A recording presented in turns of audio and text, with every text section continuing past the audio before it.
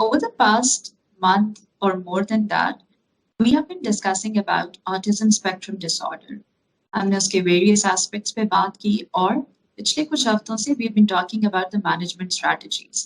हमने teachers के लिए बात की, peers के लिए बात की और उसके बाद आज हम बात करेंगे एक सबसे important और उस ग्रुप पर जो जिसके साथ स्पेक्ट्रम पे जो बच्चे होते हैं वो सबसे ज्यादा टाइम गुजारते हैं. देखिए पीयर्स और टीचर्स टेम्पररी होते हैं, शायद हफ्ते में एक आध दफा पीयर्स के साथ होंगे या लेट्स सपोज कुछ आवर्स ऑफ द डे वो टीचर्स और पीयर्स के साथ होंगे, बाकी रेस्ट ऑफ द डे वो केयर गिवर्स और पेरेंट्स के साथ होते हैं, जिनके लिए बहुत चैलेंजिंग होता है कि वो बच्चों को कैसे मैनेज करेंगे.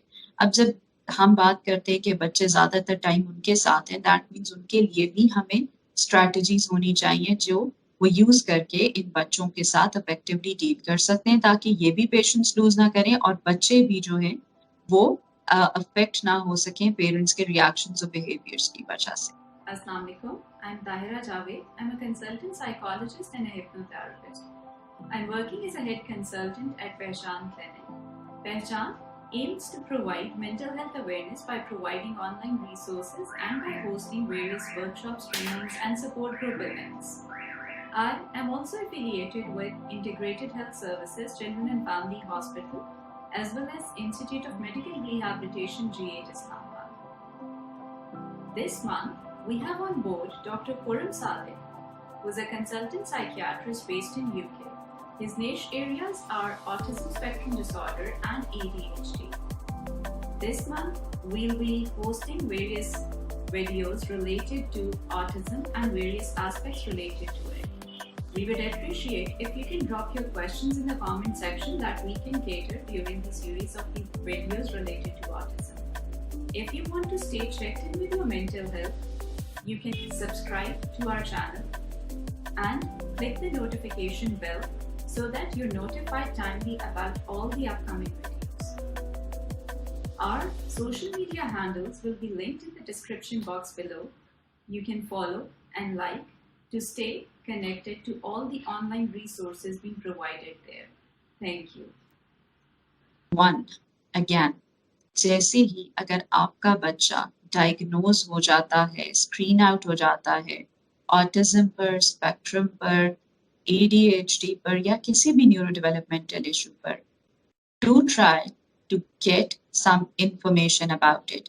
अपने पीडियाट्रिशियन से डिस्कस करें, अपने साइकोलॉजिस्ट, साइकियाट्रिस्ट से डिस्कस करें, उनसे जितनी इंफॉर्मेशन आप ले सकते हैं उतनी इंफॉर्मेशन गैदर करें ताकि आपको क्लियर हो कि ये बच्चे जो भी कर रहे हैं वो क्यों कर रहे हैं. क्योंकि देखिए बीइंग पेरेंट्स आपके लिए ज्यादा फ्रस्ट्रेटिंग ये होता है कि जब आप बच्चों को दूसरों से कंपेयर करते हैं, जो कि नहीं करना चाहिए. आपका बच्चा इज डिफरेंट, राइट? वो डिफरेंट है, उसकी स्किल्स डिफरेंट है, उसके इंटरेस्ट डिफरेंट है. आप अपने दो बच्चों को भी आपस में कंपेयर नहीं कर सकते. इंडिविजुअल डिफरेंसेस जनरली भी एग्जिस्ट करते हैं और जब हम स्पेक्ट्रम की बात करते हैं तो स्पेक्ट्रम पे जो बच्चे हैं वो बाकी बच्चों से बहुत ही डिफरेंट होते हैं. तो आपको अपने बच्चे को अंडरस्टैंड करना है. और जो कंफ्यूजन या फ्रस्ट्रेशन का रीजन है वो ये कि ये ऐसे क्यों नहीं करता, दूसरे तो ऐसे कर लेते हैं, इसके साथ के बच्चे यूं करते हैं, मेरे बाकी बच्चे यूं करते हैं.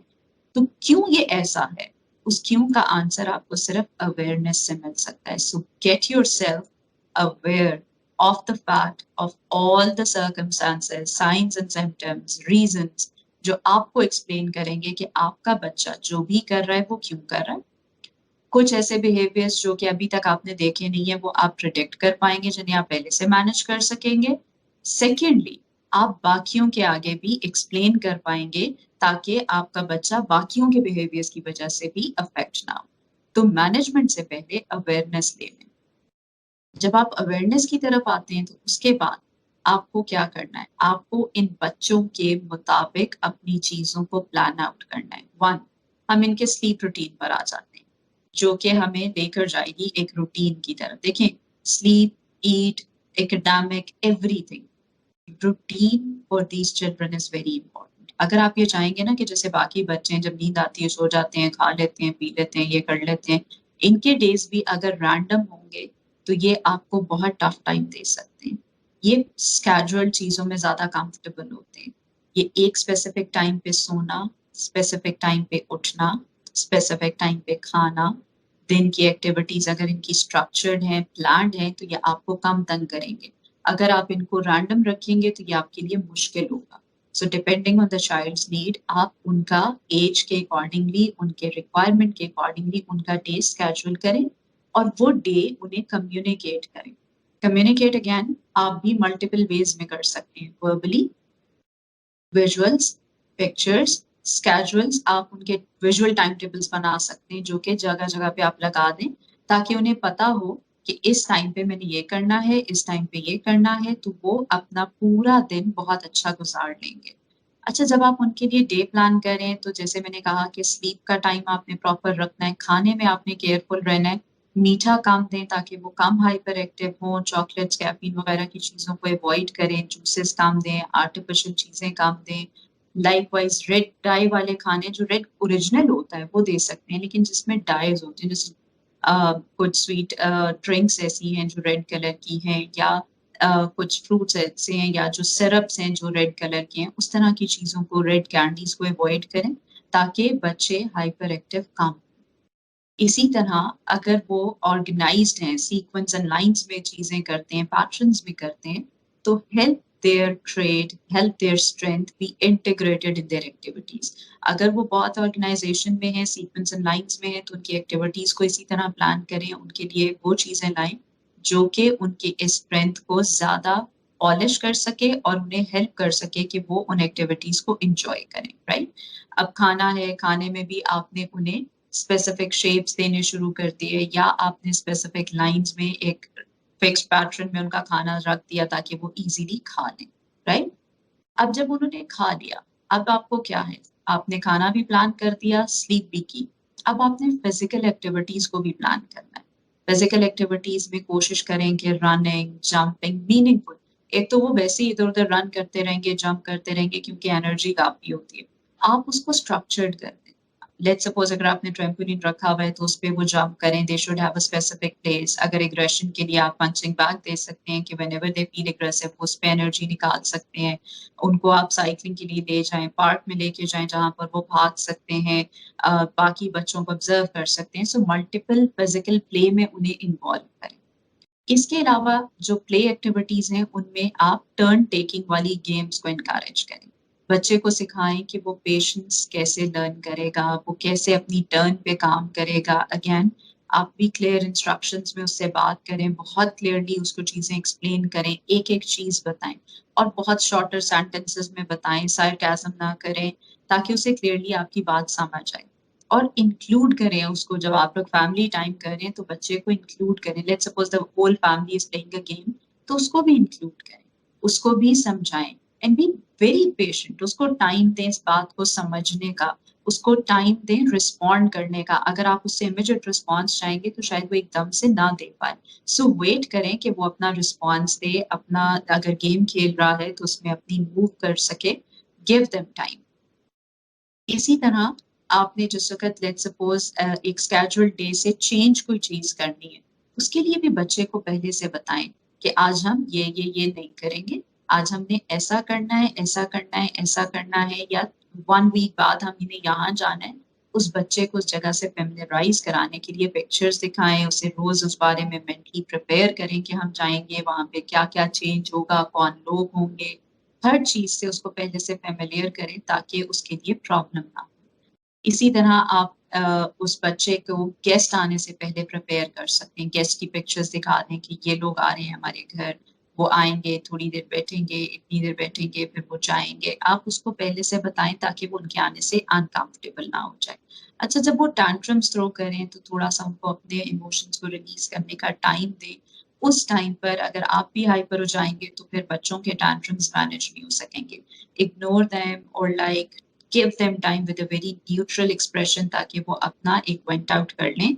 और उसके बाद आप जिस वक्त बच्चे अच्छे मूड में हैं तो उन्हें एक्सप्लेन कर दें कि that was something which they were not supposed to do in future, किस वजह से वो टैंट्रम आया था उस बात को एड्रेस कर लें। But don't try to intervene कि नहीं अभी चुप हो जाओ, नहीं तो मैं ये करूंगी, और वो जो थ्रेट्स एंड ऑल होते हैं उस तरह की चीजों को उस टाइम पर अवॉइड करें। Give them time and then talk to them. इसी तरह अगर आपका बच्चा सेंसरी किसी सेंसरी प्रॉब्लम्स हैं, उसे किसी स्पेसिफिक लाइट से या टेम्परेचर से या आवाज से प्रॉब्लम है, तो उसके लिए भी कोशिश करें कि आप ऐसा एनवायरनमेंट रखें कि बच्चा कंफर्टेबल रहे, वो ओवरलोडेड फील ना करे। तो अगर लेट्स सपोज वो ग्राइंडर की आवाज से डरता है और आपने चलाना है, तो आप उसे प्रिपेयर करें, उसे बताएं ताकि वो एकदम से डर ना जाए। अगर वो फ्लिकरिंग लाइट्स वगैरह से डरता है या कुछ और ऐसी चीजें जिनसे डरता है, तो आप उसे पहले से प्रिपेयर करें एंड डू ट्राई कि आप उन चीजों को मिनिमाइज कर सकें ताकि बच्चे ना डरें। इसी तरह बच्चों में कई दफा टेक्टाइल में कुछ कपड़ों की सेंसिटिविटी होती है, वो सर्टेन काइंड्स ऑफ फैब्रिक नहीं पहन पाते या सर्टेन काइंड ऑफ ड्रेस नहीं पहनने में कंफर्टेबल होते, जैसे कुछ बच्चे शॉर्ट्स नहीं पहनना चाहते, उनको विंड भी जो है, हवा हल्की सी भी चले तो उनको पेन करती है। So try to understand and don't force them to wear any such thing. If they are comfortable wearing jeans और पैंट्स, तो let them wear that. Likewise अपने नीड्स वो आपको कम्युनिकेट नहीं कर पाते, तो डू ट्राई टू अंडरस्टैंड के वो आपको जो बताना चाह रहे हैं पॉइंट आउट करके या जिस भी तरह से, तो उसको समझें और साथ साथ इनकरेज करें, उनकी ट्रेनिंग करें कि वो कैसे आपको नीड्स कम्युनिकेट कर सकते हैं। इफ दे वांट समथिंग, पहले वो पॉइंट आउट करें आप दे रहे हैं, फिर आप उन्हें इनकरेज करें कि वो एक्सप्लेन करें, I need food, I need food, इस तरह करके, या आई एम हंग्री।